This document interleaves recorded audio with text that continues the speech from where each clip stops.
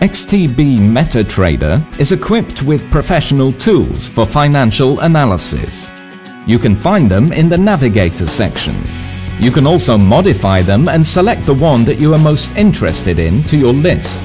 Once done, all you need to do is to perform a right-click using your mouse, and then you can simply add the indicator you choose. It will then appear on your chart. You can also use Advanced Analytical Tool. You will find it by clicking on Insert on the top navigation bar. Here we can choose from Simple Lines and Trend Lines by Angle Tool. Also, you will find some more advanced tools, such as Gann Line, Fan, Grid and Fibonacci Retracement, Time Zones, Fan, Arcs and Expansion. You can also find Andrews Pitchfork here, and specific channels like Fibonacci Linear Regression, Equidistant and Standard Deviation.